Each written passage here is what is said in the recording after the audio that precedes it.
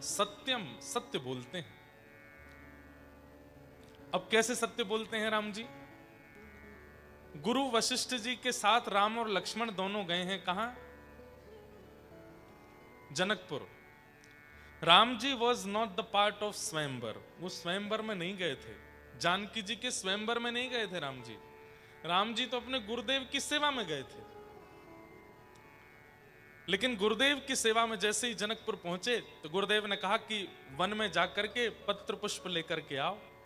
तो राम जी और लक्ष्मण जी दोनों पत्र पुष्प लेने के लिए गए तो तभी वहां देख ली उन्होंने जनक नंदिनी श्री जानकी जी, और उनके रूप माधुरी को देख करके, उनके स्वभाव को, उनके चित्त को अनुभव करके राम जी इतने प्रसन्न हो गए। अब ये बात छुपानी चाहिए ना गुरु जी से, आ करके सारी बात गुरु जी से कह दी। बोले गुरुदेव ऐसे ऐसे हम वन में गए थे, वहां पे हमको एक परम सुंदरी दिखी है, उसका रूप और उसका स्वभाव गुण देख करके हमारा तो बहुत मन लग गया उनसे। तो गुरुदेव इतने प्रसन्न हुए कि राम कितना सत्यवादी है कि वो ये बात तो ऐसी होती है कि बालक अपने मन में रखे, किसी को नहीं बतावे, लेकिन आकर के गुरुदेव को सब सत्य बता दिया, बिल्कुल नहीं छुपाया।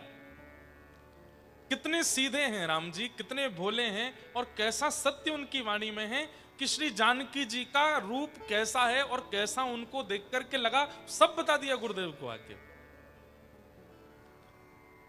अब ये बात कह दी कि चलो हमको वो भाग गई, हमको अच्छी लगी, उनका रूप बहुत अच्छा था, स्वभाव गुण बहुत अच्छा था गुरुदेव, हम तो उनके रूप को देख के बड़े आनंदित हुए, यहां तक तो ठीक था। अब ये कौन कहता कि मेरे तो पसीना छूट गए थे उनको देख के, मैं तो पसीना पसीना हो गया, और महाराज हम तो ऐसे हो गए, हाथों से पुष्प गिरने लगे। और आपके गुरुदेव बोले भाई राम, थोड़ी तो बाउंड्रीज रखो, तुम सब बोल रहे हो। उनके अंदर सत्य ऐसा है।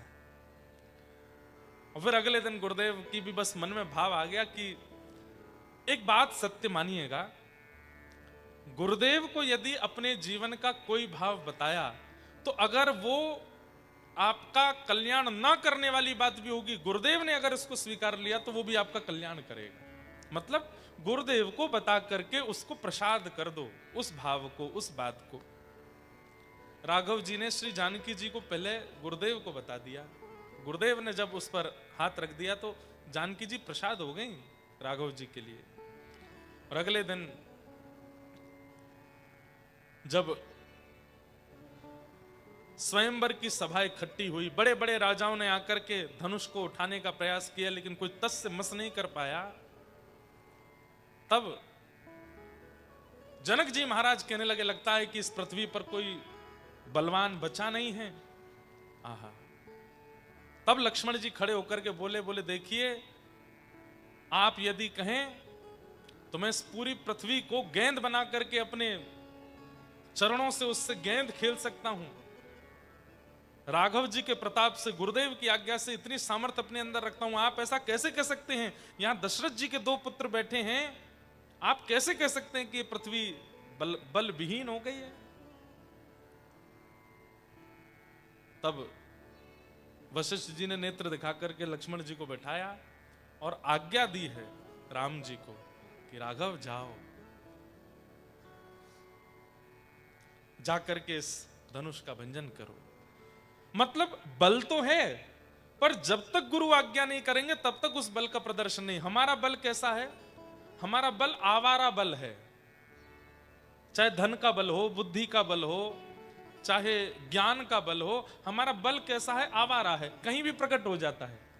लेकिन राघव जी का बल ऐसा नहीं है, जब तक गुरुदेव आज्ञा नहीं करेंगे तब तक बल का प्रदर्शन नहीं। गुरुदेव ने जैसे ही कहा, उठहु राम बन जाऊ सर भव चापा, जाओ राम जी उठो, जाकर के इस धनुष को तोड़ दो।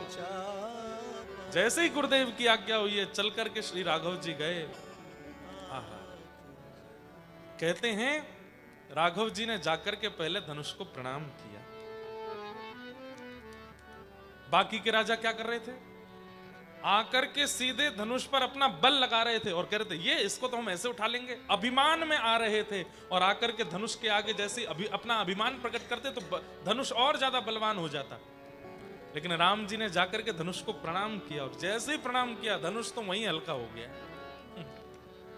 राम जी की बुद्धि देखो, राम जी का स्वभाव। मैं कह रहा हूं ना कि रामचरित्र ऐसा है, हर क्षण आपको कुछ सिखाएगा, जीवन की हर परिस्थिति सिखाएगा। जाकर के राम जी ने प्रणाम किया, धनुष हल्का हो गया, फिर एक परिक्रमा और कर दी उसकी, तो धनुष बिल्कुल ही फॉलोअर हो गया राम जी का।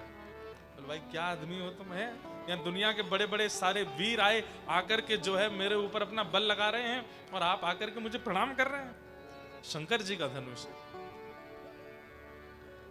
और जैसे ही धनुष को पकड़ा है, पकड़ करके उठाया, प्रत्यंचा चढ़ा के तोड़ दिया। ये उठा करके प्रत्यंचा चढ़ा के तोड़ने में कितनी देर लगी? बोले जितनी देर में लोगों की बस ये आंखों की पलक ऐसे झपकी होगी, इतनी देर में तो उठा के प्रत्यंचा चढ़ा के राम जी ने धनुष तोड़ दिया। को ना लखा रहे सब थाड़े, सब देखते रह गए, कोई देख नहीं पाया कब कब मैं धनुष तोड़ दी। और श्री राघव जी को श्री जानकी जी ने स्वीकार करके वरमाला पहनाई है, विवाह हुआ। सत्यम, सत्य बोलते हैं राम जी, गुरुदेव से नहीं छुपाया। और अंतिम लक्षण क्या है राम जी का?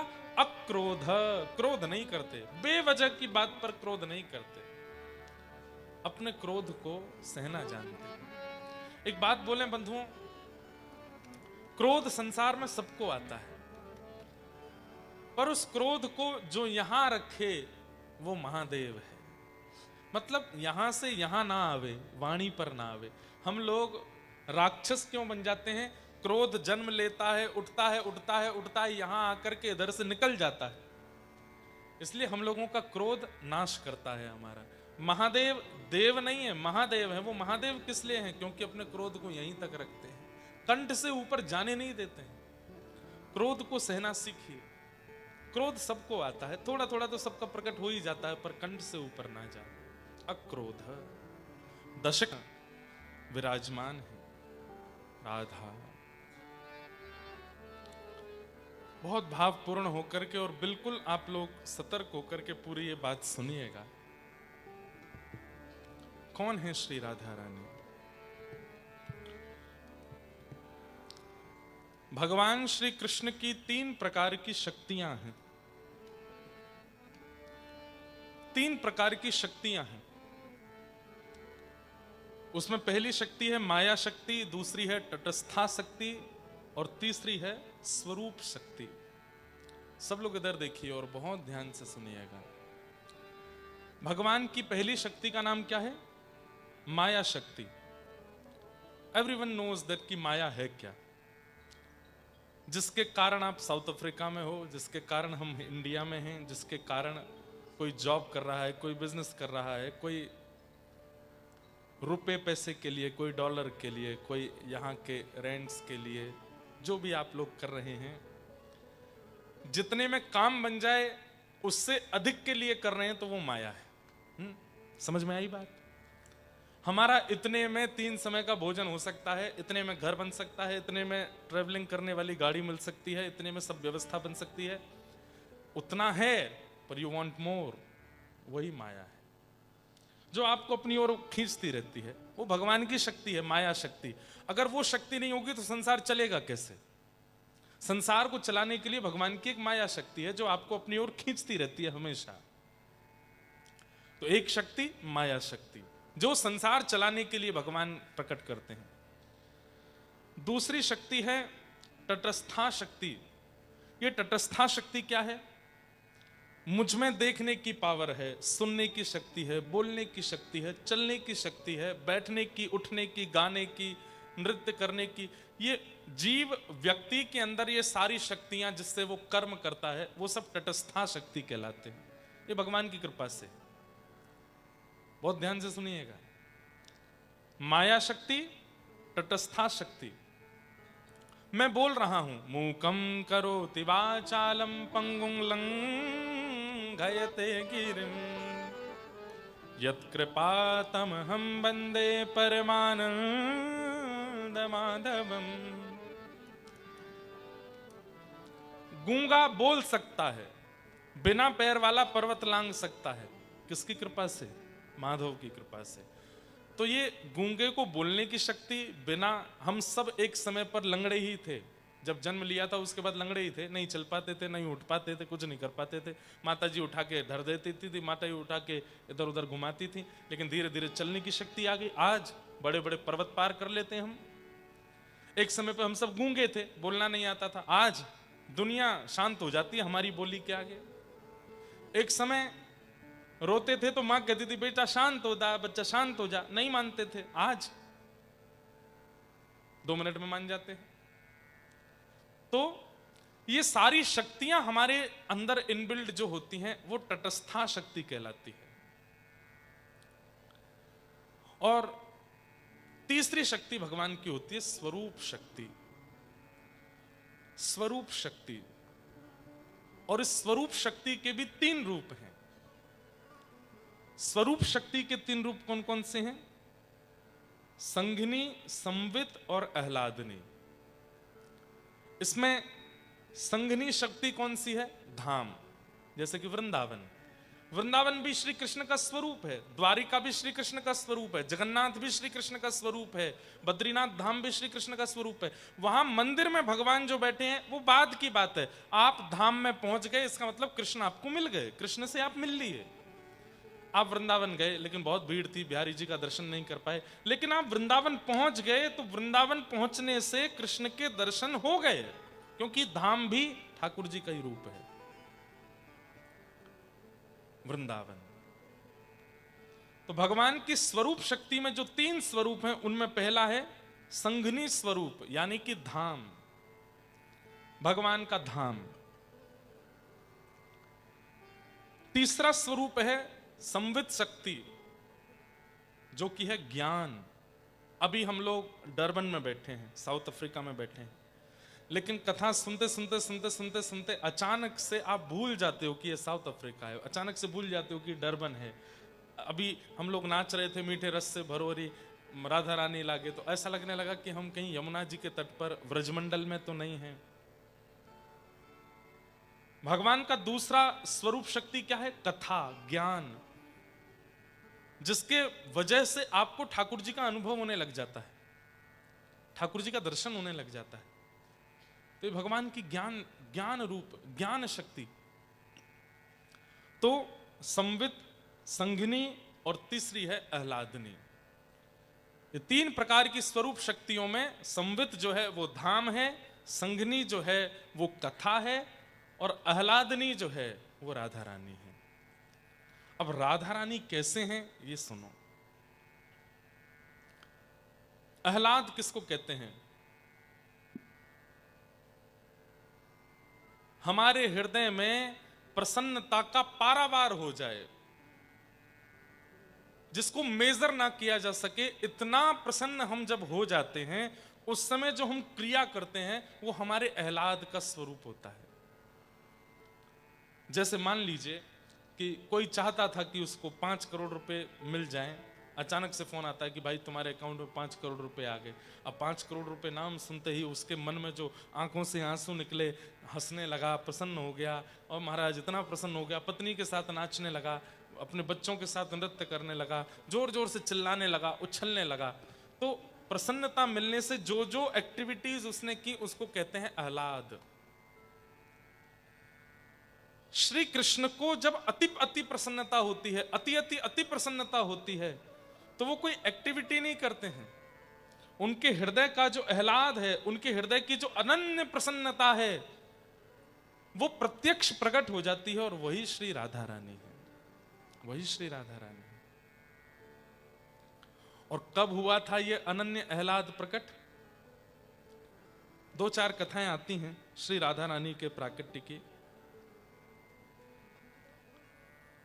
एक तो कथा ऐसी है कि वृषभानु जी ने बहुत तपस्या की, और तप करके ठाकुर जी से बस एक ही प्रार्थना की कि नाथ आप हमारे यहां संतान रूप में प्रकट हो जाइए। भगवान ने आज्ञा देकर के कहा कि बाबा हम तो ऑलरेडी नंद यशोदा को आज्ञा दे चुके हैं कि हम उनके यहां कृष्ण बन के आने वाले हैं। देवकी वसुदेव को पहले ही भगवान कह चुके हैं कि हम उनके यहां कृष्ण बन के आने वाले। एक ही समय पर 2 जगह कैसे अवतार लें? तब ठाकुर जी से कहा कि नहीं नहीं नाथ, कुछ तो कृपा करो। तब भगवान वैकुंठ में जाते हैं और अपने प्रतिबिंब को देखते हैं, अपने आप को मिरर में देखते हैं।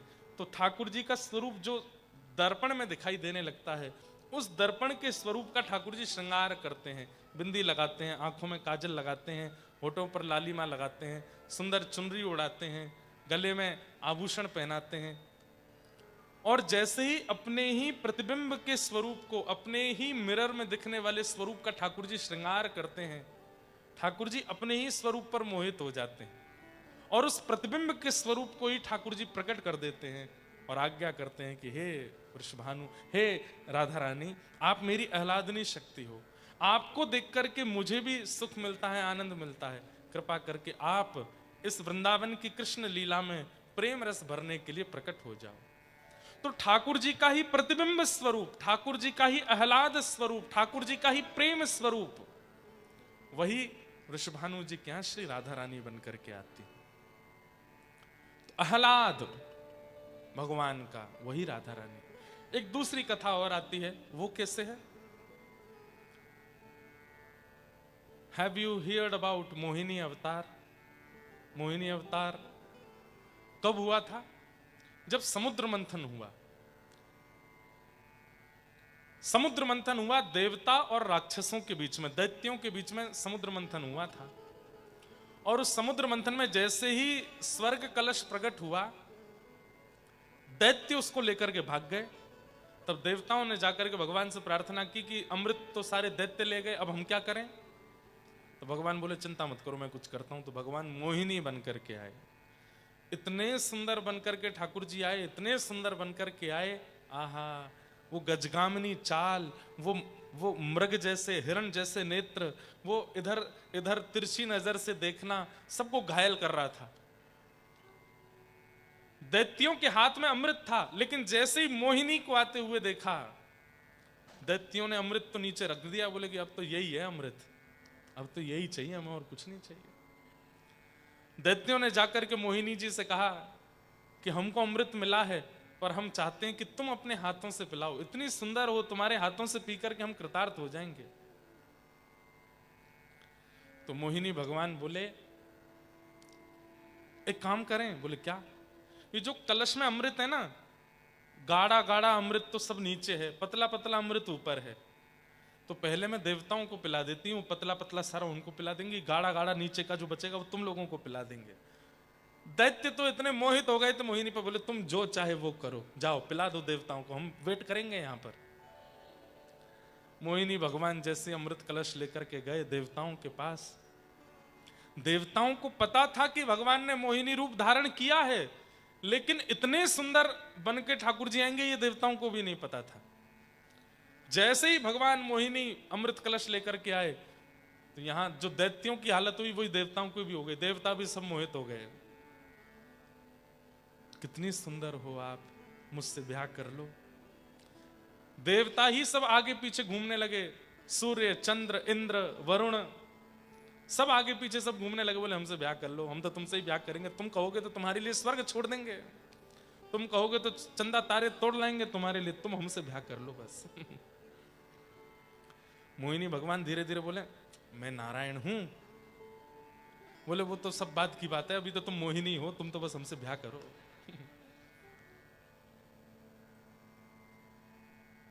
सब मोहित हो गए। अरे देवादिदेव महादेव शंकर भगवान, ये कथा मैंने कभी कही थी तो लोग बागों को लगा कि महाराज जी ऐसा शंकर जी के लिए कैसे बोल सकते हैं। अरे शिव सदा नारायण की स्मृति में रहते हैं, सदा नारायण को प्राप्त करने में रहते हैं, उन्होंने सदा शंख चक्र गदा पद्मधारी नारायण का स्तवन किया है, हर हरि का हमेशा स्मरण करते रहते हैं, लेकिन आज उन्हीं हरि को मोहिनी रूप में देख करके शंकर जी भी नहीं रोक पाए अपने आप को। बोले मैं तो आपसे ब्याह करूंगा। मोहिनी बोले मैं हूं हरि। बोले फिर तो 100% ब्याह करूंगा। बोले अभी तक तो आप मेरे उपास्य थे, पर आज आपको मोहिनी रूप में देख करके तो अब तो वरमाला कहाँ है, लाओ अभी डालता हूं। इतने सुंदर बनकर के ठाकुर जी प्रकट हुए कि सब उनके रूप को देखते रह गए। लेकिन इन 33 कोटि देवताओं में एक देवता ऐसे हैं जो मोहिनी के रूप पर मोहित नहीं हुए। और वो कौन थे? सूर्य। सूर्य नारायण भगवान ने जब मोहिनी को देखा, उनके मन में, सबके मन में आ रहा था कि ये हमारी पत्नी बन जाए, पर सूर्य के मन में आया ये मेरी बेटी बन जाए।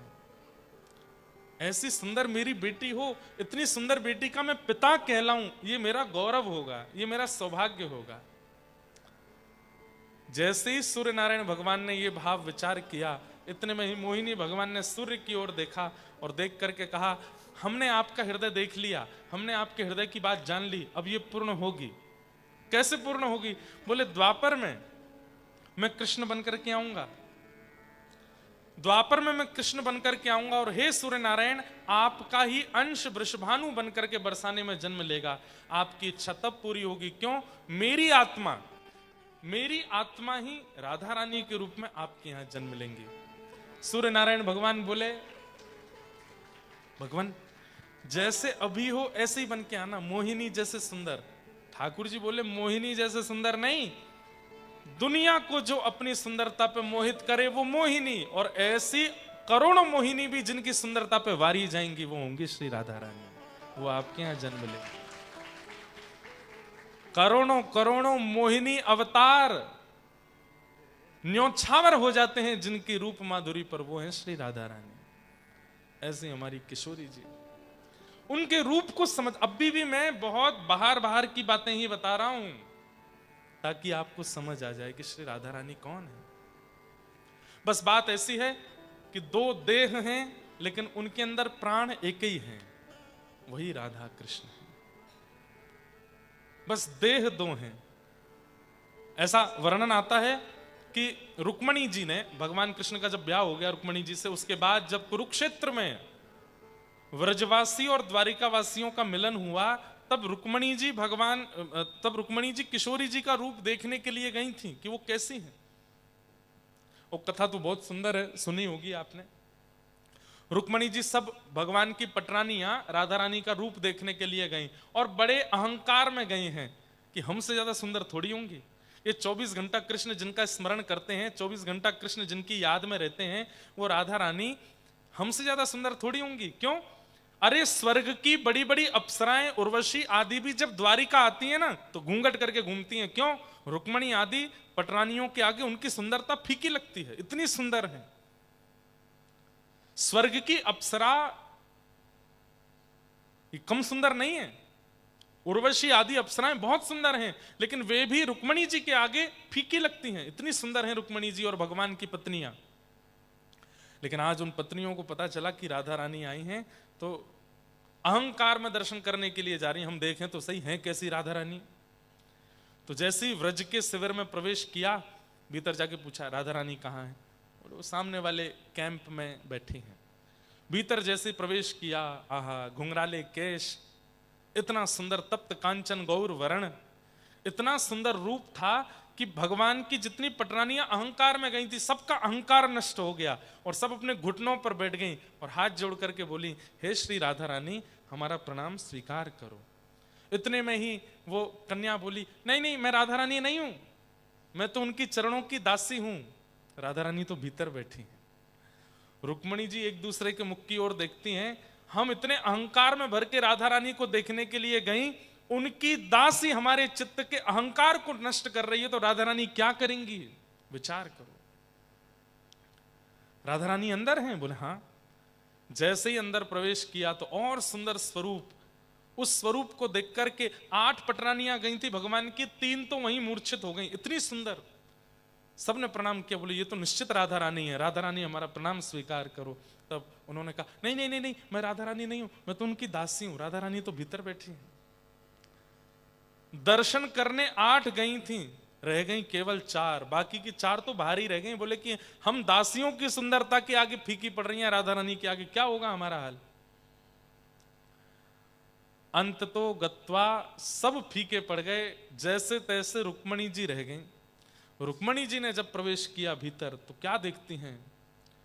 असंख्य असंख्य सुंदरी नारियां चारों ओर बैठी हैं, ऐसा ऐसा सौंदर्य है उनका कि एक एक के रूप के गुण अगर बखान किए जाएं तो पूरी पृथ्वी को कागज बना करके, वृक्षों को स्याही, वृक्षों को कलम बना करके, समुद्र को स्याही बना करके भी लिखा जाए तो वहां बैठी नारियों की सुंदरता नहीं बताई जा सकती। और उन असंख्य सुंदरी नारियों के मध्य में श्री किशोरी जी बैठी।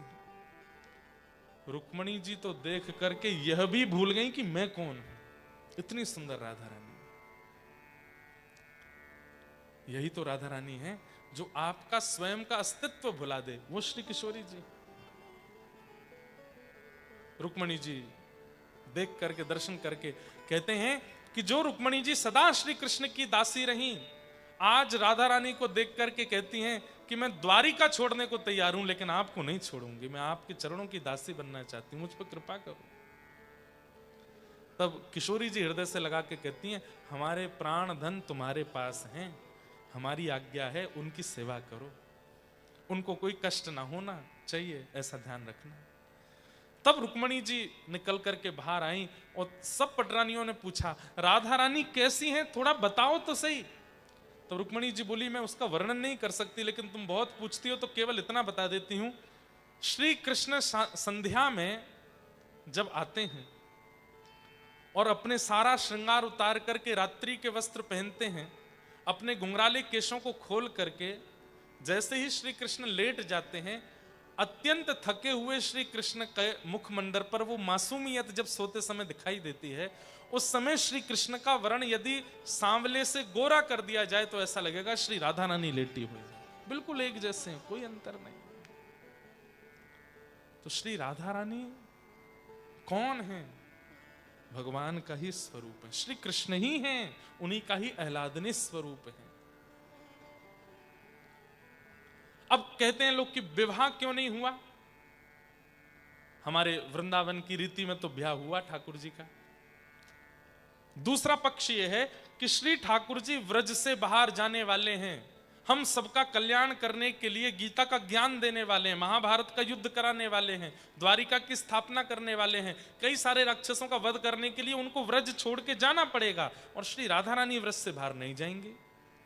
श्री राधा रानी दुनिया के लिए आई नहीं है, केवल व्रज के लिए आई हैं और व्रज के उपासकों के लिए आई हैं। व्रज के बाहर, आई एम सॉरी टू से, पर व्रज के बाहर के लोगों के लिए राधा रानी नहीं आई है।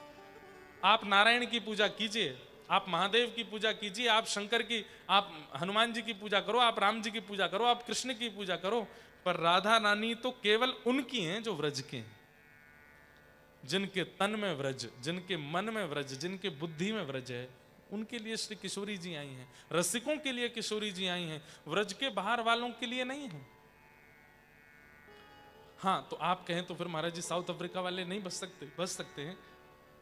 तन भले ही साउथ अफ्रीका में हो लेकिन मन सदा वृंदावन में रहता हो तो आप राधा रानी को बच सकते हैं। लेकिन मन भी यहीं के कमाई धंधे में ही लगा है तो फिर राधा रानी को नहीं बच पाओगे। मन तो वृंदावन में रहना चाहिए। ऐसी श्री राधा रानी, तो ठाकुर जी को बाहर जाना है लीला करने के लिए और किशोरी जी नहीं जाएंगी व्रत छोड़ के।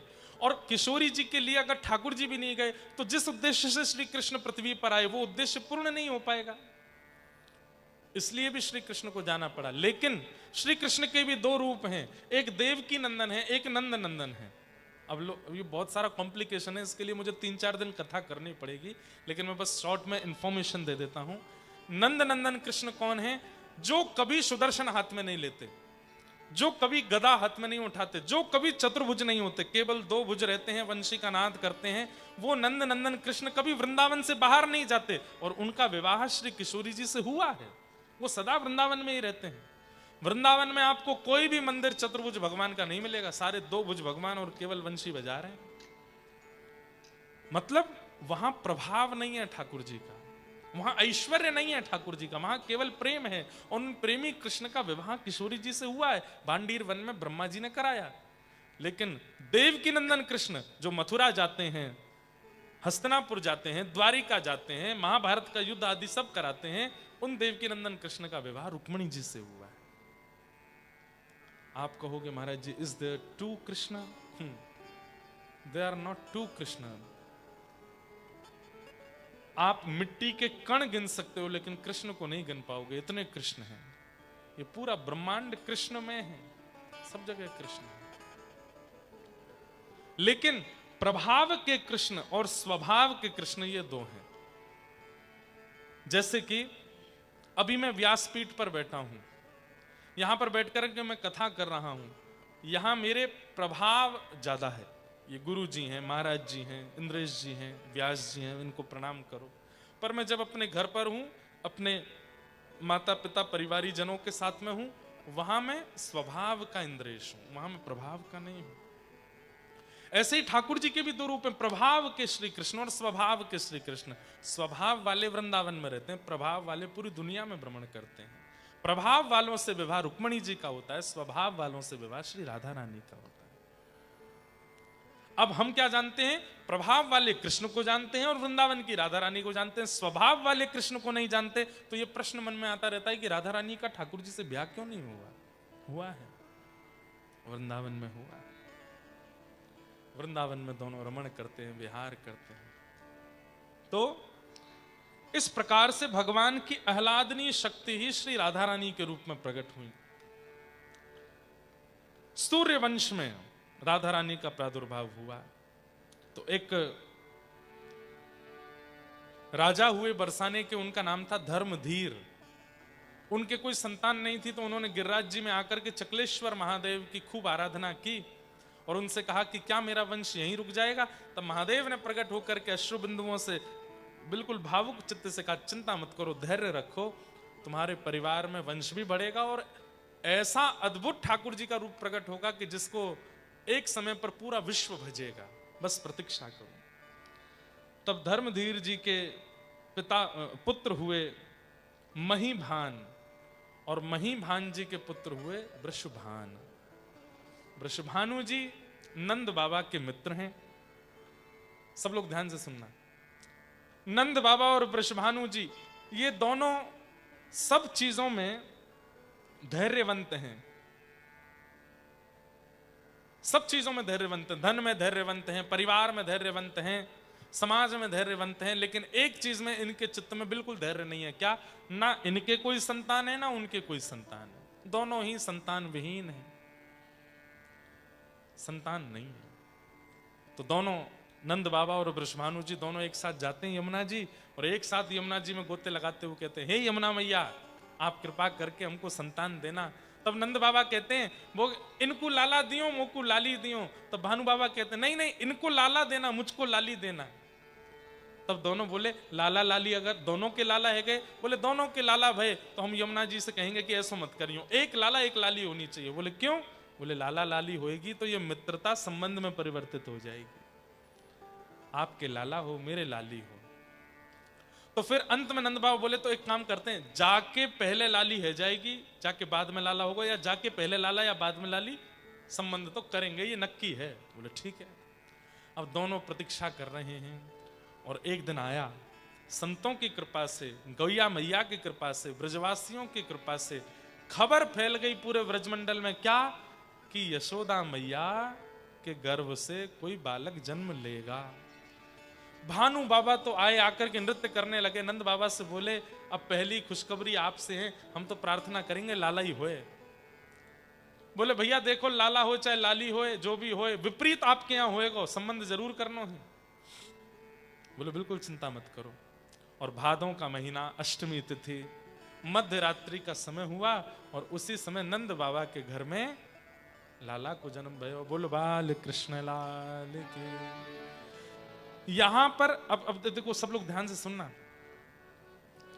सब जगह खबर फैल गई कि नंद बाबा के लाला हुआ है, लेकिन ये खबर फैलते फैलते फैलते जैसे ही बरसाना पहुंची और भानु बाबा के कान में ये बात पहुंची कि नंद बाबा के लाला हुआ है, तो उनको ये विश्वास हो गया कि अब मेरे यहां लाली आवेगी। क्यों? उनके लाला भयो तो हमारे यहां लाली आवेगी ही आवेगी। आप लोग ब्रजभाषा समझ रहे हो? मुझे तो हिंदी बोलने में संकोच होता है, मैं ब्रजभाषा कैसे बोलूं, पर मैं आंख बंद करके बोल जाता हूं धीरे से। समझ रहे हैं ना? ज्यादा अंतर नहीं है, थोड़ा मात्राओं का ही अंतर है। जैसे हिंदी में बोलते हैं क्या हुआ है, बोलो क्या हुआ है, बोलो। ब्रजभाषा में बोले कहा भयो है। का बोले? कहा भयो। आप सब लोग बोल रहे हैं वो भी विचित्र ही लग रहा है। कहा भयो है। ब्रज भाषा बड़ी सुंदर भाषा। तो नंद बाबा के यहां लाला भयो, और ये खबर जैसे ही भानु बाबा के मन में पहुंची, भानु बाबा के कान में पहुंची, तो भानु बाबा के नेत्रों से आंसू आ गए। किसी ने पूछा आप रो क्यों रहे हो? बोले अब बरसाने में लाली आवेगी। क्यों? क्योंकि गोकुल में लाला आयो। बोले कैसे आपको? बोले विश्वास है बस। कहते हैं कि जैसे नंद बाबा के लाला हुआ, सब लोग सामग्री लेकर के जा रहे थे। अब कोई बालक जन्म लेता है तो क्या गिफ्ट्स क्या लेके जाते हैं? खिलौने लेकर के जाते हैं, कपड़े लेकर के जाते हैं। खिलौने और कपड़े लेके जाते हैं। छोटे बच्चे के लिए टॉफीज भी नहीं लेके जाते, वो खाता ही नहीं है। लेकिन वृषभानु जी क्या लेकर के गए? गले के हार, हाथों के कड़ूले, पैरों की जूतियां, और सबसे बड़ी बात तिलक लेकर के गए, टीका। हमारे यहां टीका ले जाने का मतलब क्या है? संबंध करने के लिए जा रहे हैं। टीका और नारियल, नारियल और टीका यदि कोई लेकर के गया और जाके या तो कन्या की गोद में रख दे या वर की गोद में रख दे, तो मतलब संबंध पक्का हो गया, रोका हो गया, उसको रोका बोलते हैं। नंद बाबा जो हैं वो रोका का सामान लेकर के आए हैं। ठाकुर जी कितने दिन के? 2 ही दिन के हैं बस।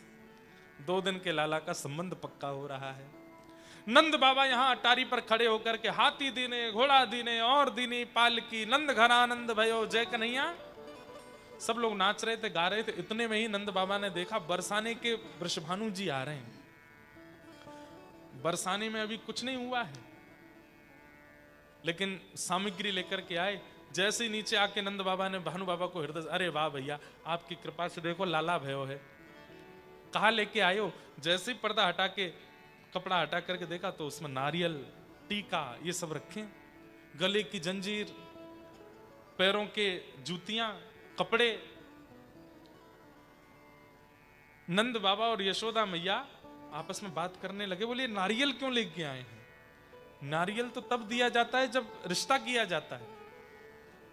और बोले ये बात तो पक्की थी कि हमको रिश्ता एक दूसरे से करना है, हमको एक दूसरे का समधी बनना है, पर लाली तो हुई नहीं इनके यहां पर, ये संबंध लेके कैसे आ गए? भाई रोका तब करने जाओगे ना जब आपके यहां बेटी हो, उनके यहां बेटा है, और उनके यहां तो बेटा, तुम्हारे यहां बेटी नहीं, और तुम जाके संबंध करो, ऐसे कैसे हो सकता है?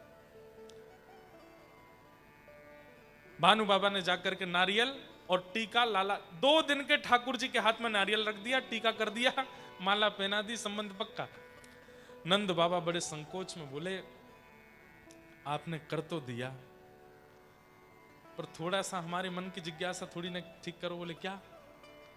आपके यहां लाली तो हुई नहीं अभी, आपने संबंध कैसे कर दिया? बोले मैं इसलिए टीका करके जा रहा हूं, इसलिए नारियल रख के जा रहा हूं, ताकि देवता देख लें, ताकि ये सारे हमारे इष्ट जो हैं ये साक्षी बन जाएं कि संबंध हो चुका है। अब लाली भेजनी पड़ेगी बरसाने में, अब वहां पे लाली को भेजना पड़ेगा। अब हमारे इष्ट और हमारे पूर्वज इस बात का ध्यान रखें, संबंध हो गया है, ये खाली नहीं जाना चाहिए। मेरा विश्वास टीके पर है, मेरा विश्वास नारियल पर है, मेरा विश्वास इष्ट पर है। मैं इष्ट की कहानी से टीका कर जा रहा हूं लाला का, अब लाली आएगी। नंद बाबा बोले कहीं लाला हुआ तो फिर क्या करेंगे?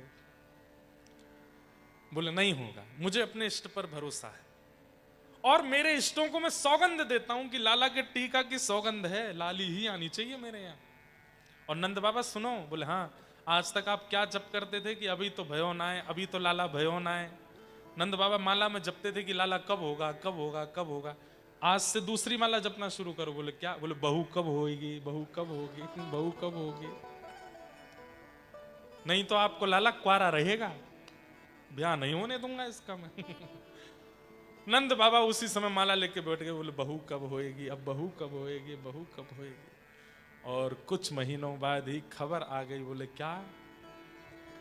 बोले बरसाने में भी बधाई बजने वाली है।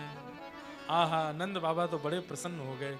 गैयाओं की जाकर के पूजा करी, श्री यमुना जी का पूजन किया, ब्राह्मणों को पूजन किया, और बस प्रार्थना कर रहे हैं लाली हो, एक कैसे भी लाली है जाए, बस और कुछ नहीं चाहिए।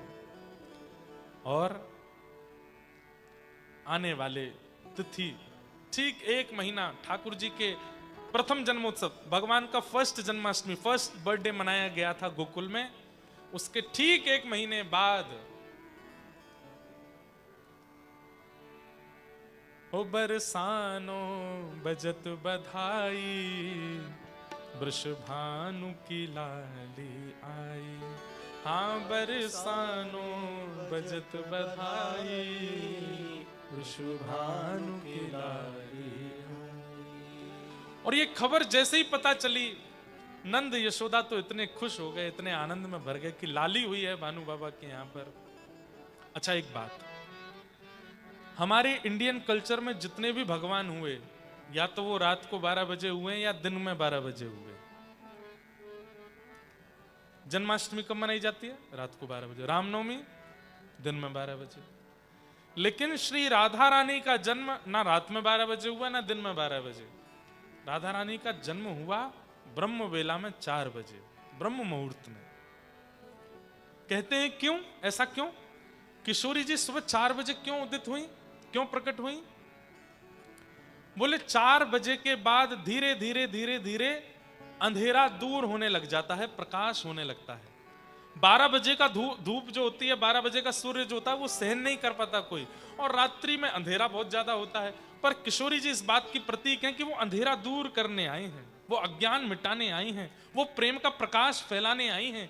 इसलिए ऐसी तिथि में जन्म हुआ कि उनके जन्म होते ही धीरे धीरे धीरे अंधेरा दूर हो रहा है और धीरे धीरे धीरे प्रकाश की ओर बढ़ रहा है। सुबह का सूर्य जो होता है ना, वो सब देख सकते हैं। सुबह के सूर्य का दर्शन सब कर सकते हैं। 5 बजे, 5:30 बजे, 6 बजे के सूर्य को सब देख सकते हैं, आंखों से देख सकते हैं। पर 12 बजे के सूर्य को कोई नहीं देख सकता। किशोरी जी ऐसे काल में जन्मी हैं, ऐसे समय पर उनका उद्दीपन हुआ, प्रादुर्भाव हुआ कि जिससे अज्ञान नष्ट होने का प्रतीक हो रहा है।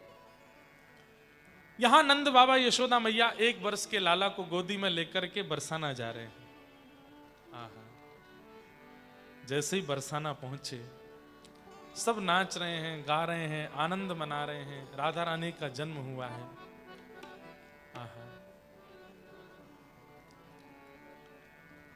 स्वर्ण के पलना में झूल रही हैं राधा रानी।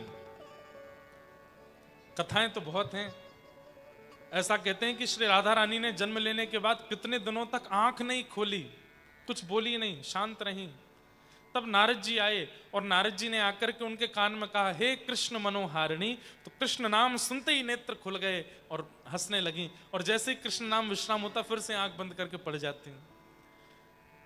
लेकिन आज जैसे ही नंद बाबा और यशोदा मैया लाला को लेकर के आए, पलना में झूल रही राधा रानी को जैसे ही यशोदा मैया ने देखा, तो एक स्वरूप होता है कि आप बालक को देख करके कुछ देते हैं। यशोदा मैया इतना सामान लेकर के आई हैं, लेकिन किशोरी जी को देख के, राधा रानी को देख के वो सारा सामान फीका लगने लगा। नंद बाबा से बोली, हम इतने स्वर्ण लेके आई, इतने चांदी, इतने रत्न, इतने वस्त्र लेके आई, पर ये लाली इतनी सुंदर है कि सब फीका लग रहा है, मैं कैसे दूं? मैं तो इस लाली के लिए कुछ लेके ही नहीं आई हूं, क्या करूं? तभी गोद में बैठे हुए ठाकुर जी ने अपना वजन भारी किया और थोड़ा सा मैया को यहां स्क्रैच किया। तो मैया ने ऐसे पकड़ करके हाथ झटका, और तुरंत जब ठाकुर जी की ओर देखा, तो ठाकुर जी को देख करके यशोदा मैया के मन में आया, मैं इतने सारे रत्न लेकर के आई हूं, लेकिन सबसे बढ़िया लाली को देवे वारो रत्न तो गोदी में ही बैठो मेरी। ठाकुर जी को लेकर के, और जैसे किसी की नजर उतारते हैं ना, ऐसे किशोरी जी के ऊपर 1 बार, 2 बार, 3 बार, 4 बार और 8 बार सिर से चरणों तक उतार करके श्री ठाकुर जी को ही रत्न रूप में किशोरी जी के चरणों में प्रदान कर दिया। बोलो युगल जोड़ी सरकार की। और जैसे ही ठाकुर जी को चरणों में पधराया, कह रहे हैं कि राधा रानी थोड़ी सी रो रही थी, ठाकुर जी भी रो रहे थे, लेकिन जैसे ही ठाकुर जी को पधराया, दोनों ने एक दूसरे को हाथ पकड़ लियो, दोनों युगल है गए, शांत हो गए, किलकिल करके दोनों हंसने लगे।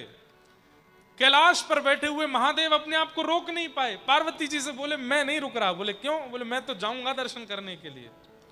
और देव आदिदेव महादेव रूप बदल करके आए और आकर के दोनों युगल का दर्शन करके उनकी नजर उतार करके नृत्य करने लगे। बरसाना में आनंद हो रहा है। फिर यशोदा मैया लाला को लेकर के वापस चली गई। 1 वर्ष, 2 वर्ष, 3 वर्ष, 4 वर्ष के जब ठाकुर जी 3-4 वर्ष के बीच के हैं।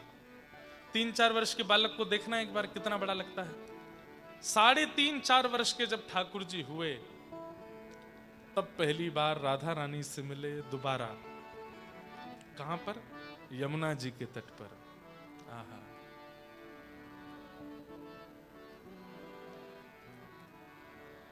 अभी तक ठाकुर जी ने मक्खन की चोरी करी थी, अभी तक ठाकुर जी ने दूध की चोरी करी, दही की चोरी करी, पर आज किसकी चोरी करी है?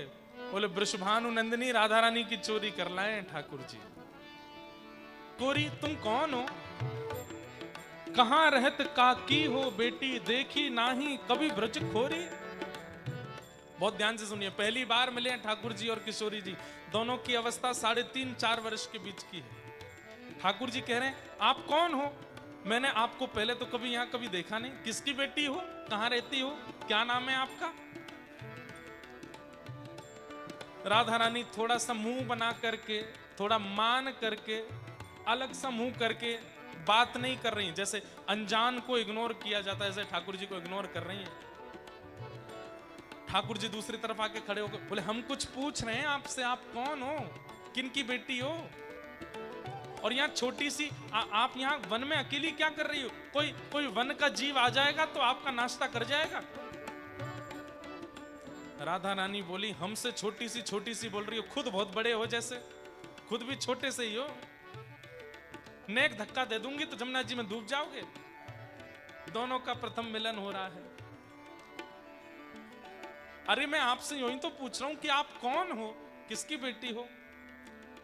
तब राधा रानी कहती है काहे को हम ब्रजतन आवत, खेल रहे अपनी पोरी। अरे हमारे बाबा का इतना बड़ा महल है, हम तो उसी में ही खेलते रहते हैं, हमको बाहर आने जाने की जरूरत नहीं है। हम वन में नहीं जाती हैं, हम कभी यमुना जी के तट पर नहीं जाती, हमारा महल इतना बड़ा, हम तो वहीं खेलती रहती हैं। ठाकुर जी बोले क्यों नहीं आती आप बाहर खेलने? तब राधा रानी कहती हैं सुनत रहत यहां नंद जी को ढोंटा, करत फिरत माखन की चोरी। अरे हमारे बरसाने में एक बात बड़ी प्रसिद्ध है। बोले क्या? बोले यहाँ जहां ये जो वन है ना गोकुल को, यहाँ के एक राजा हैं, उनका नाम है नंद बाबा। ठाकुर जी खड़े खड़े सुन रहे हैं। बोले अच्छा, उनका एक बेटा है? बोले हाँ, वो बहुत चोरी करता है, वो इधर उधर चोरी पूरी करता हुआ घूमता है, इसलिए हम बरसाने की जो सुंदर सुंदर कुंवरी लालियां हैं वो इधर की तरफ नहीं आती। कहीं बार लाला ने हमारी चोरी कर ली तो वो नंद जी को छोरा है का है, वो यहां तहां चोरी करता फिरे, चोरी करता है, इसलिए हम लोग इस तरफ नहीं आती हैं। ठाकुर जी बोले अरे किसी ने आपको झूठी बात बता दी है, वो कुछ चोरी ना करे। अरे वो नंद जी को लाला तो बड़ो सुंदर है, नंद जी को लाला तो बड़ा अच्छा है। अरे वाकू देख लोगी तो फिर नजर नहीं हटा पाओगे, इतना सुंदर है। तुम रो कहा चोरी हम ले हो, खेलन चलो संग मिल जोरी। और नंद जी के लाला की बात छोड़ो, आप तो मेरा हाथ पकड़ो, चलो हम दोनों खेलवे चलें, तुम भी अकेली मैं भी अकेली, दोनों खेलेंगे। किशोरी जी ने हाथ तो पकड़ लिया, लेकिन थोड़ी दूर चल करके बोली तुम्हारा नाम कहा है, आपका नाम क्या है? ठाकुर जी बोले हमारा नाम है कुंवर कन्हैया। बोले अच्छा कुंवर कन्हैया, आपके पिताजी कौन है, आपके माताजी कौन है? ठाकुर जी बोले मैं बता तो दूंगा, लेकिन फिर वचन दो मुझे छोड़ के नहीं जाओगी। और नहीं जाऊंगी, बताओ तो सही। बोले वो नंद जी को लाला मैं ही हूं, जाके डर के कारण आप हमारी तरफ नहीं आती, वो मैं हूं। देखो मैं कितना सुंदर हूं, मैंने कोई चोरी करी आपकी? राधा रानी तो घबरा गई, अरे ललता, अरे विशाखा, मेरी सब सखियां कहां गई? अरे मैं कौन के चक्कर में पड़ गई? अरे भैया तेरे हाथ जोड़ू, मेरा कुछ चोरी मत करियो। ठाकुर जी बोले बेमतलब में बदनामी कर रखी है मेरी, मैं कोई चोरी ना करूं ऐसी। चलो आओ खेलो मेरे संग। किशोरी जी डर रही हैं, घबरा रही हैं, ठाकुर जी जबरदस्ती खेल रहे हैं उनके साथ। चलो नृत्य करो, ठाकुर जी नाच रहे हैं, किशोरी जी डर डर के नाच रही हैं, ठाकुर जी कह रहे हैं अरे नृत्य करो अच्छे से। बोले मुंह पे ना आवे करनो, मुझ पे नृत्य करना नहीं आता। तो ठाकुर जी नृत्य करना सिखा रहे हैं। इतने में किशोरी जी बोली अब मेरा जाने का समय हो गया, अब मैं जा रही हूं। जैसे ही किशोरी जी जाने लगी, ठाकुर जी बोले जा तो रही हैं, हमें याद रखोगी? किशोरी जी बोली ऐसा कुछ हुआ ही नहीं कि आपको याद रखूं। ठाकुर जी बोले नहीं हुआ तो हम कर देते हैं। कैसे करेंगे? तभी ठाकुर जी बोले अरे किशोरी जी देखो देखो, एक पक्षी दिखाऊं आपको। किशोरी जी बोली कहां है पक्षी? ठाकुर जी बोले देखो देखो वो रहा उस वृक्ष के ऊपर। अब किशोरी जी देख रही हैं, लेकिन उनको वो पक्षी दिखाई नहीं दे रहा है। ठाकुर जी बोले अरे मेरे साथ देखो ना, वो रहा पक्षी ऊपर। किशोरी जी बोली हमको दिखाई नहीं दे रहा है। बोले आप तो देखो, अपनी उंगली उठाओ। किशोरी जी ने अपनी उंगली उठाई, बोले वो देखो सामने। किशोरी जी ने एक अंगूठी पहनी थी, धीमे से दिखाते दिखाते ठाकुर जी ने वो अंगूठी निकाल करके अपने अंटे में देखी। दिखी दिखी नहीं मुझको, अरे अब तो उड़ गया। हे किशोरी जी अब तो पक्षी उड़ गया, चलो आप जाओ जाओ प्रेम से जाओ। किशोरी जी चली गई, लेकिन अब 24 घंटे मन में वही स्वरूप घूम रहा है। शाम सलोने श्याम सुंदर, कैसी मधुर बोली, कैसी मधुर चाल, कैसी मधुर स्वरूप आदि सब कुछ। थोड़ी दूर पर किशोरी जी को ललता विशाखा आदि सब सखियां मिली। सखियां बोली अरे श्यामा जी आप कहां चली गई थी? किशोरी जी बोली अरे मैं क्या बताऊं, आज नंद जी का लाला मिला था मुझे, यशोदा। अरे वो कन्हैया? बोले हाँ। अरे वो तो बहुत बड़ा चोर है, माने आपकी कोई चोरी तो ना करी? राधा रानी बोली आप सब लोग तो बेमतलब में उसको बदनाम करती हो, इतना बढ़िया माने कोई चोरी नहीं करी मेरी। इतने में ही ललता विशाखा आदि सब राधा रानी के गहने देखने लगे। कानों में कुंडल हैं, सिर पर भी सब ठीक है, गले में हार है, कौंधनी भी पहनी है, पैरों में पाजे में सब कुछ तो है। हाथ दिखाओ अपने। हाथ दिखाए तो जैसे ही हाथ देखा, अरे अंगूठी कहां है आपकी, मुंदरी कहां है? किशोरी जी बोली कहीं गिर गई होगी। अब इसका मतलब ये थोड़ी है कि तुम ठाकुर जी पे इल्जाम लगाओ। बोले नहीं नहीं नहीं नहीं, वही नहीं चुराई है। और ठाकुर जी अपने फेंटा में बांध करके किशोरी जी की मुंदरी बड़े मदमस्त होकर के घूम रहे हैं किशोरी जी से। और ऐसी मधुर चर्चा हुई। मुंदरी चुराई ठाकुर जी ने किशोरी जी की।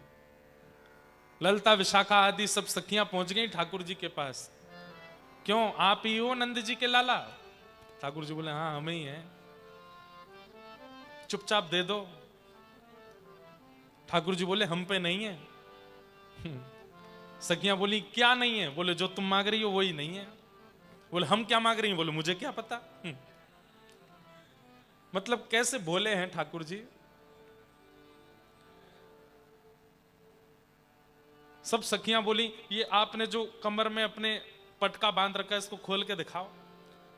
तो जहां पे मुंदरी बांधी थी वो हिस्सा पकड़ के ठाकुर जी ने दूसरी तरफ से खोल के ऐसे करके झाड़ दिया। बोले कुछ भी नहीं है। बोले ये जहां पे आपने पकड़ रखा है इसको खोल के दिखाओ। बोले इसमें पूरा ब्रह्मांड है, अगर खोल दिया तो प्रलय आ जाएगा, ये नहीं खोलूंगा। बोले नहीं नहीं यही खोलो। जैसे ही खोला तो मुंदरी नीचे गिर गई, अंगूठी मिल गई किशोरी जी की। सब सखियां बोली, बोले देखो हमारी किशोरी जी की चोरी करते हो। किशोरी जी को जाकर के अंगूठी दिखाई, देखो ठाकुर जी के पास मिली। लेकिन किशोरी जी के चित्त में तो श्री ठाकुर जी इतने प्रिय हो चुके हैं कि अब जितना भी सब कहते हैं ठाकुर जी के बारे में, किशोरी जी के मन में कोई दोष नहीं आता।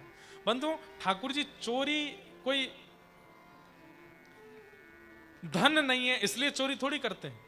नंद बाबा राजा हैं, नंद बाबा राजा हैं व्रजमंडल के। उनके यहां 9 लाख गायें हैं, दूध की दही के घी के कुआं हैं, कोई कमी नहीं है, नदी बहती है दूध की। लेकिन फिर भी दूसरी गोपियों के यहां जाकर के दही चुराना, दूध चुराना, मक्खन चुराना या आज किशोरी जी की मुंदरी चुरा लेना, इसमें कोई ये भाव थोड़ी कि ठाकुर जी के यहां अभाव है। नहीं, श्री कृष्ण का जो अवतरण हुआ है वो प्रेम प्रदान करने के लिए हुआ है। कोई बहुत बड़ा व्यक्ति है और वो आपके पास आकर के बैठ जाए, नीचे बैठ जाए, तो उसकी महानता मानी जाती है। ठाकुर जी बहुत बड़े हैं, लेकिन वो कृष्ण लीला में इतने सहज हो गए हैं, सबके साथ वैसी लीला करते हैं जैसे वो भगवान हैं ही नहीं, केवल प्रेम प्रकट करने के लिए। गोपियों के साथ, सब सखियों के साथ ठाकुर जी लीला करते हैं। एक दिन ठाकुर जी ने किशोरी जी को नंदगांव बुलाया। बोले क्यों? बोले हमारे नंदगांव में एक आम का बगीचा है, आम खाने चलेंगे। तो यहाँ ठाकुर जी के सखा कौन कौन है? मधुमंगल, श्रीदामा, तन सुखा, मन सुखा, धन सुखा। और वहां राधा रानी के सखियां कौन है? ललिता, विशाखा, इंदुलेखा, चंपकलता, ये सब किशोरी जी की सखियां हैं। सब सखियों ने मना किया, किशोरी जी मत चलो, ये नंद जी को लाला है, बड़ा ऊधमी है, पता नहीं क्या ऊधम मचाएंगे। बोले नहीं नहीं, उन्होंने बुलाया है, चलो। और सब सखियों के साथ राधा रानी पहुंच गए। आम के बगीचे में ठाकुर जी ले गए। राधा रानी बोली किसका बगीचा है? बोले हमारा बगीचा है। और किसका बगीचा है? हमारे नंद बाबा। ये पेड़ मैंने लगायो, ये पेड़ हमारी माता जी ने लगाया, ये हमारे पिताजी ने लगाया, ये पूरा बगीचा हमारा है। राधा रानी बोली तो फिर अब बगीचा ही दिखाओगे कि कोई आम तोड़ के खिलाओगे भी? ठाकुर जी बोले हमको पेड़ पे चढ़ना नहीं आता, आप चढ़ के तोड़ो। तो राधा रानी, ललिता आदि सब सखियां ऊपर चढ़ गईं। एक दो सखियां नीचे खड़ी हो गईं ऐसे पल्लू बिछा करके, और ऊपर से सब सखियां आम तोड़ तोड़ के नीचे दे रही हैं, वो सब पल्लू में ले रही हैं। ठाकुर जी सब सखाओं के साथ गए। बोले ये पल्लू बहुत भारी हो गया, आप हमको दे दो आम। सखियों से आम ले लिए, कुछ अपनी जेब में धर लिए, कुछ अपने फेंटा में बांध लिए। सब सखाओं ने खूब जितनी पेट भर सके इतने आम अपने पास धर लिए।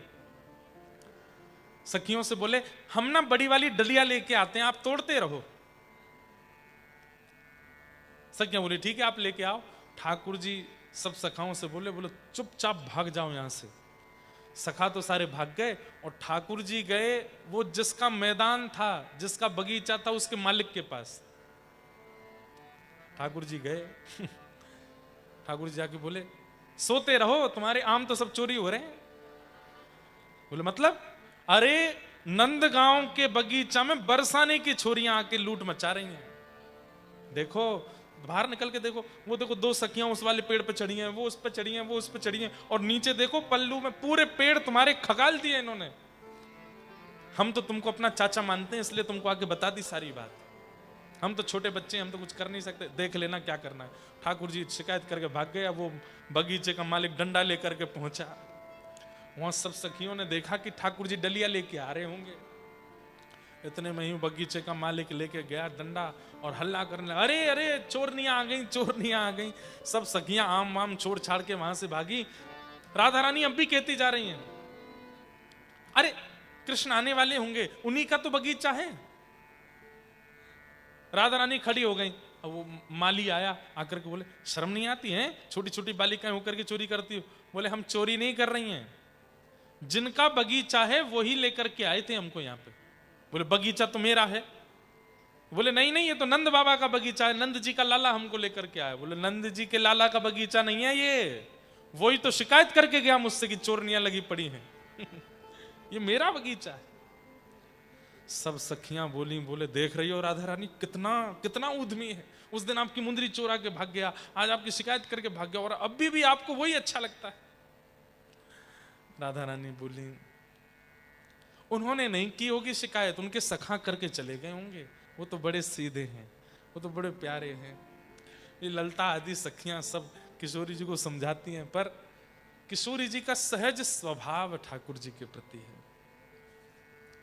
अत्यंत प्रेममय है दोनों। ऐसे ब्रजमंडल में ये रसिकों की प्रेम भरी लीला श्री प्रिया प्रियतम करते हैं, सब रसिकों को आनंद। अब ये तो प्रारंभिक लीलाएं हैं, आगे बड़ी बड़ी लीलाएं आती हैं। एक लीला ऐसी आती है जब ये मिलन थोड़ा बढ़ गया आगे, तो ठाकुर जी क्या करने लगे, नंदगांव बरसाना के मार्ग में एक टोल टैक्स बना दिया ठाकुर जी ने। टोल गेट होता है ना, जैसे आपके यहाँ भी टोल गेट रोड पे होते हैं, ऐसे ठाकुर जी ने भी एक टोल गेट बना लिया। वहां पर ठाकुर जी खड़े हो जाते हैं। बरसाना से जितनी भी गोपियां दही बेचने के लिए मथुरा आदि जाती हैं, उन सब का टोल लगा देते हैं। तो ठाकुर जी कहते हैं टैक्स जमा करो। बोले क्यों? बोले हमारे बाप दादा का जमीन है, हमारे बाप दादा ने रास्ता बनाया, इस पर चल करके आप लोग दही बेचने जाते हो, टैक्स देके जाओ। इसी को हमारे यहाँ कहते हैं दान लीला। कौन सी लीला? दान लीला। टैक्स में क्या मांगते हैं? बोले जो दही लेकर के जा रहे हो इसका 90% हमको खवा के जाओ, 10% जाके बेके आना। गोपियां कहती हैं टैक्स कुछ ज्यादा नहीं है? मैं बहुत सारे शब्द संभाल के बोल रहा हूं, नहीं तो ये कथाएं तो ब्रजभाषा में करने वाली हैं। गोपियां कहती 90% कौन खाता है? बोले हम खाते हैं। क्यों खाते हो? बोले हमारे पिताजी, हमारे दादाजी, हमारे परदादाजी, उन्होंने रास्ता बनाया ये, अगर उन्होंने रास्ता नहीं बनाया होता तो मथुरा कैसे जाती हैं आप? हमारा अधिकार है, चलो खिलाओ। और गोपियों से महाराज छीन छीन करके दही खा जाते हैं ठाकुर जी। एक दिन राधा रानी ने आकर के कहा, बोले आपको पता है कितना बुरा लगता है जब आप ऐसे हमारी चोरी करते हो? ठाकुर जी बोले हमको क्या पता चलता है कि बुरा लगता है कि नहीं, हमको तो लेने से मतलब। राधा रानी बोली आज एक काम करो। बोले क्या? आप लोग दही बेचने वाली बन के आओ और हम आपकी तरह टैक्स मांगेंगी, तब आपको पता चलेगा कैसा लगता है। ठाकुर जी बोले इसमें क्या है, चलो हम बने आते हैं। तो आज श्याम सुंदर लहंगा पहन करके, चुनरी ओढ़ करके, सिर पर मटकी लेकर के दही बेचने श्याम सुंदर जा रहे हैं। संग में सारे ग्वाल बाल, मधुमंगल, श्रीदामा आदि जितने ग्वाल बाल हैं वो भी सब सखियां बने, ललिता, विशाखा, जितनी सखियां हैं वो सब सखा बन गए।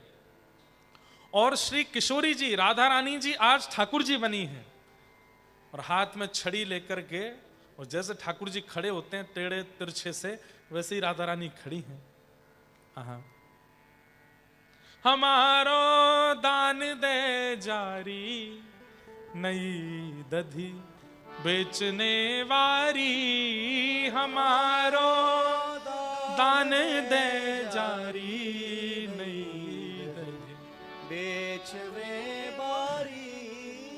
और किशोरी जी जैसे जैसी हरकत ठाकुर जी करते हैं, कभी कमर पे नोचना, कभी मटकी पकड़ के नीचे गेड़ देना, फोड़ देना, गिरा देना, दही में भिगो देना, वो सारी क्रियाएं आज किशोरी जी ने ठाकुर जी के साथ करी हैं।